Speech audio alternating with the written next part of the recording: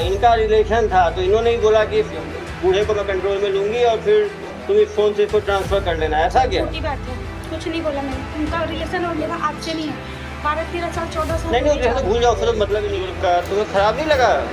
खराब की बात है सर, कस के बोलो यार तुम। खराब की बात नहीं होता है ना, दीदी के साथ तो उनके सीधे संबंध भी था। ओ दीदी के साथ उसका पूरा संबंध था, उसने 20 लाख निकाला। सिम कार्ड गायब किया। सिम कार्ड नहीं क्या तो क्या कैसे इंटरनेट बैंकिंग का अकाउंट बना? उन्हीं के आप लोग क्या महिला हो या क्या हो?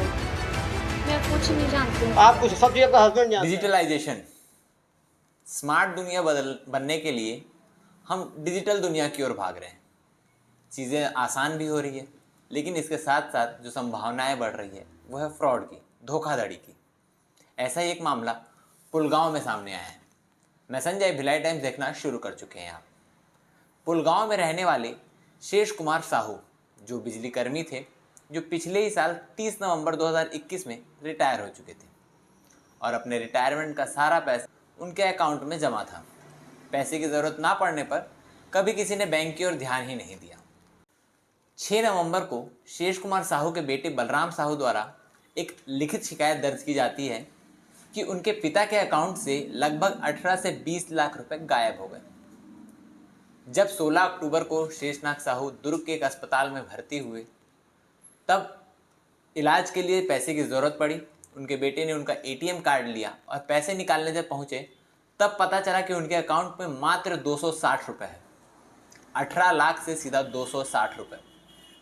इस बात की जानकारी के लिए उन्होंने स्टेटमेंट निकाला तो पता चला किसी बेनामी अकाउंट में, किसी अज्ञात अकाउंट में ये सारे पैसे टुकड़ों में ट्रांसफ़र किए गए हैं। इसकी सूचना उन्होंने पुलगांव पुलिस को दी। पुलिस भी रफ्तार पकड़ते हुए इस सारे मामले की जांच करने में, छानबीन करने में जुट गई। छानबीन करने से पता चला कि यूपीआई के माध्यम से ये सारे पैसे ट्रांसफ़र किए गए हैं। अब यूपीआई के माध्यम से किए गए तो किस अकाउंट में गए? एयरटेल पेमेंट बैंक के अकाउंट में ज़्यादातर पैसे ट्रांसफ़र किए गए थे। जब एयरटेल बैंक से पता किया गया तो जिस अकाउंट में पैसे ट्रांसफ़र हुए थे ज़्यादातर, वो किसी काजल नाम की लड़की के अकाउंट में थे।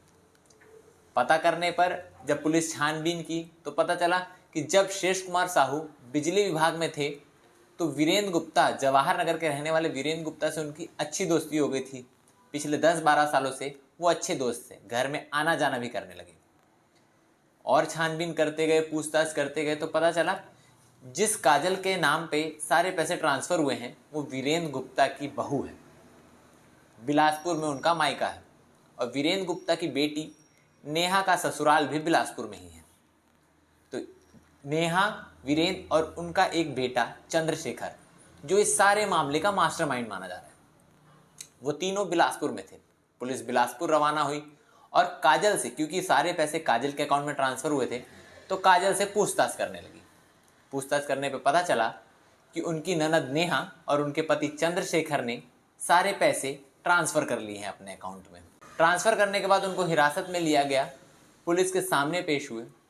चंद्रशेखर से जब पूछताछ की गई तो बताया गया कि चंद्रशेखर को मालूम था कि उनके अकाउंट में 18 लाख के आसपास रुपए मौजूद हैं और कोई उस अकाउंट की जांच भी नहीं करता।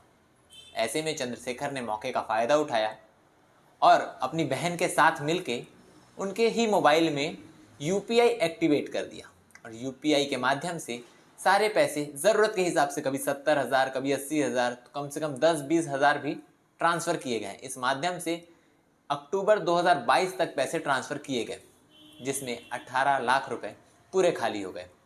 बात ये भी सामने आ रही है कि नेहा का शेष कुमार साहू के साथ संबंध भी थे और वो संबंध आज के नहीं, नेहा ने खुद प्रेस कॉन्फ्रेंस में बताया है कि बहुत पुराने संबंध थे। 2 दिन पहले दुर्ग एसपी डॉक्टर अभिषेक पल्लव ने प्रेस कॉन्फ्रेंस लिया, उसमें ये सारी बातें खुलकर सामने आई कि क्या मामला था, क्या कुछ हुआ था। इन पैसों का क्या हुआ ये जब पूछा गया चंद्रशेखर से तो उसने बताया कि लगभग 5 से 6 लाख रुपए उसने अपने भाई के शादी में इन्वेस्ट किए। अलमारी, फ्रिज, कई जेवरात भी खरीद लिए और एक स्प्लेंडर बाइक भी। इसके बाद भी कुछ रकम कैश उनके पास मौजूद थे। ये सारी बातें प्रेस कॉन्फ्रेंस के दौरान सामने आई।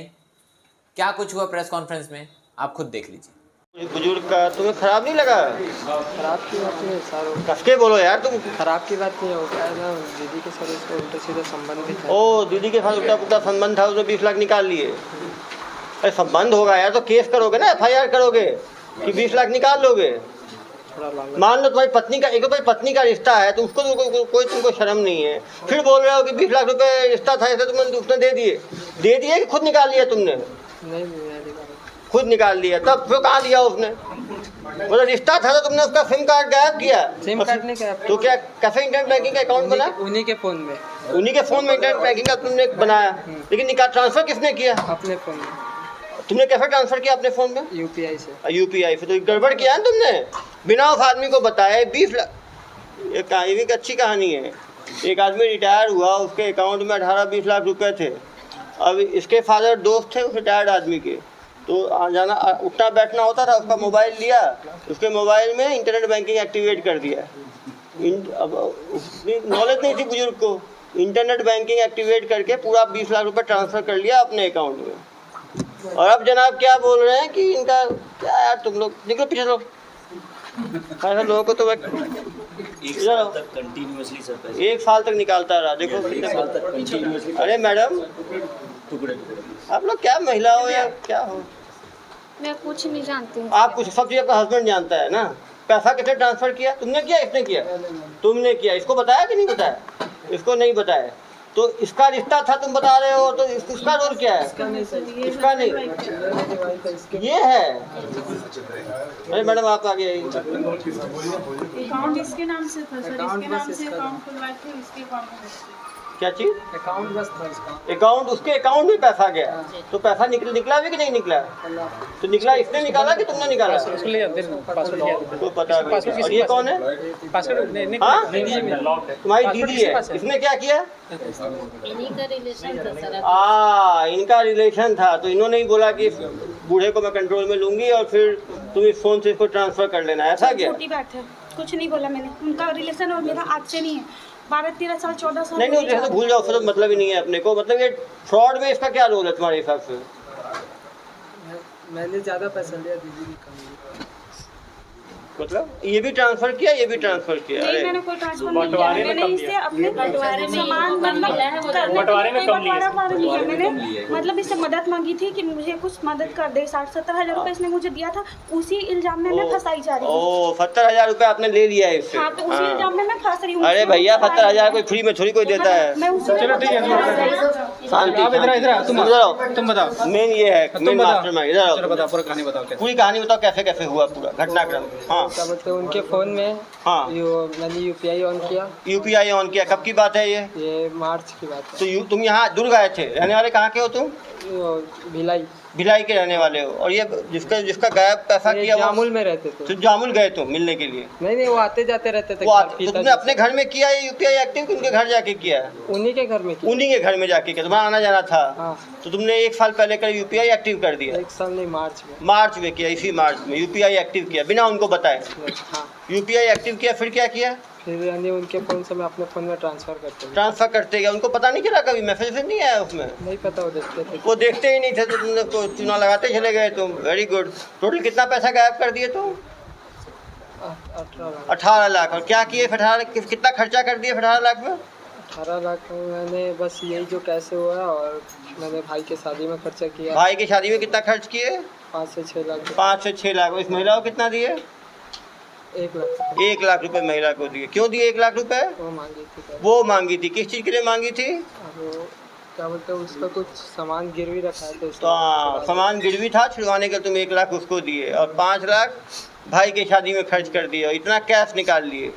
और अभी कितना होगा उस अकाउंट में, तुम्हारे अकाउंट में? नहीं है। तो पूरा 18 लाख निकाल दिया मतलब तुम? नहीं, तो क्या बोलते हैं, और भी बाकी भाई के शादी में खर्चा किया, फ़ोन भी लिया 4। फ़ोन भी 4 लिए, तो बोलो पूरा 18 लाख खर्चा कर दिया, ऐसे बोलो ना। पूरा खर्चा करने में यही कैश बस बचा है। हाँ, तो ये बोलो ना, फर्जी बात बोलते हो। नहीं, बाइक लिया। कौन सी बाइक लिए? स्प्लेंडर। कितने का लिए? 1,03,000। 1,03,000 का स्प्लेंडर लिए, 5 मोबाइल लिए, भाई का शादी किए, और क्या किए? और क्या बोलते हैं, दिवाली में खर्चा। दिवाली में किए? फट्टा जुआ? नहीं। और कुछ तो किए होगे, जुआ, फट्टा, कबाड़।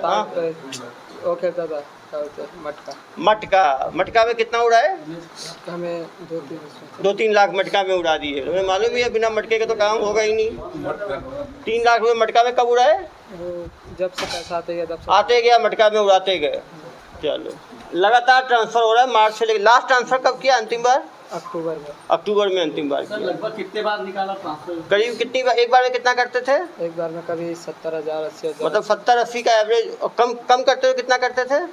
70-80 करते थे हर बार। 20,000 10,000 भी करते थे। तो मान के चलो 25-30 हज़ार का एवरेज रखोगे तो करीब 70-80 ट्रांजेक्शन होंगे। तो यूपीआई मोबाइल से भी इसकी पत्नी के मोबाइल पे ट्रांसफर? नहीं, अपने मोबाइल पे।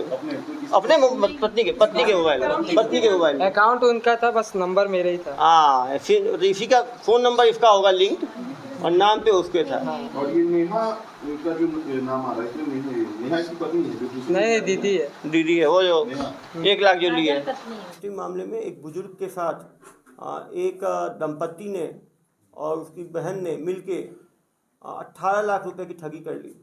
बुजुर्ग के मोबाइल पे ही, उसके सिम कार्ड पे उन्होंने यूपीआई एक्टिव किया और उसके यूपीआई से अपने पत्नी के यूपीआई में पिछले 7 महीनों में करीब 70 से 80 ट्रांजैक्शन में 70 से 75 लाख 80 लाख रुपए जो है, 18 लाख रुपए जो है वो ट्रांसफ़र करा दिया। पुलिस की प्रॉम्प्ट एक्शन से इनको जो तीनों शातिर लोगों को पकड़ा गया। आपने सुना कि किस तरह से एक बुजुर्ग के साथ उनके रिटायरमेंट के पैसे को लेकर ठगी की गई। और ये पहला मामला ही नहीं है, ऐसे कई सारे मामले ऑनलाइन बैंकिंग को लेकर, यूपीआई को लेकर दिन ब दिन सामने आते रहते हैं। तो इसके लिए ज़रूरत है कि आप भी सतर्क रहिए, अपने बैंक अकाउंट को हमेशा चेक करते रहिए कि कब आपके बैंक अकाउंट से पैसे ट्रांसफ़र हो रहे हैं या नहीं हो रहे हैं। उसमें पैसे हैं ये सोचकर उस अकाउंट को छोड़ मत दीजिए, क्योंकि जितना हम डिजिटलाइजेशन की ओर बढ़ रहे हैं उतना ही धोखाधड़ी, फ्रॉड का खतरा भी बढ़ता चला जा रहा है। इस तरह के और भी अपडेट्स के लिए बने रहिए हमारे साथ और भिलाई टाइम्स का चैनल सब्सक्राइब करना ना भूलें। धन्यवाद।